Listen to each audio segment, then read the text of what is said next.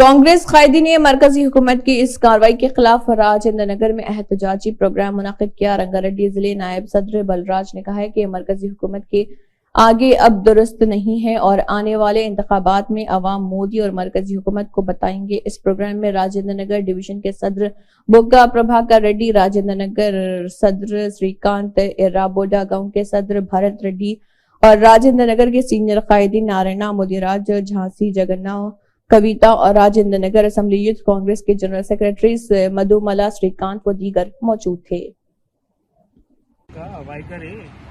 మార్చుకోవాలి। అలాగే నిరంకుశత్వ ధోరణితోని వెళ్తే ఖచ్చితంగా ప్రజలు గుణపాఠం చెప్తారు। రాబోయే ఎన్నికలలో కాంగ్రెస్ జెండా ఖచ్చితంగా ఎగరేస్తాము। ఇప్పుడు ఏదైతే కాంగ్రెస్ పార్టీ యొక్క అకౌంట్స్ ఫ్రీజ్ చేసినారో అది వెంటనే విడుదల చేయాలి।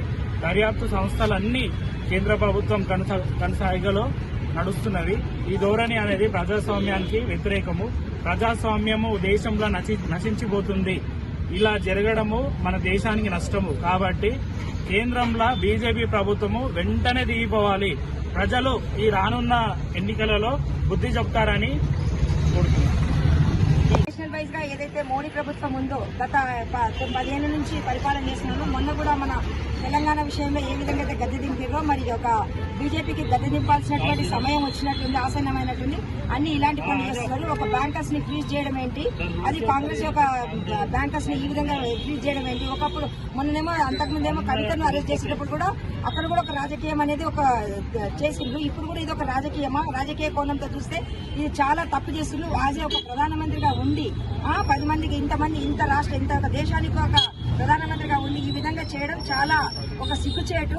మేమందరం కూడా సిగ్గుగా వైఖరిస్తున్నాం। నెక్స్ట్ మా కాంగ్రెస్ ప్రభుత్వం యొక్క ఇది చేయడం అనేది, ఫ్రీజ్ చేయడం అనేది, బ్యాంకర్స్ లో అకౌంట్స్ ఫ్రీజ్ చేయడం అనేది కరెక్ట్ కాదు। నెక్స్ట్ ఈ యొక్క మన ఏమంటారు ఎన్నికల ముందే ఎందుకు చేయాల్సి వస్తుంది? ఇదంతా ప్రజలు ప్రతిదీ గమనిస్తారు। మరి గద్దె దినాల్సిన సమయం వచ్చింది।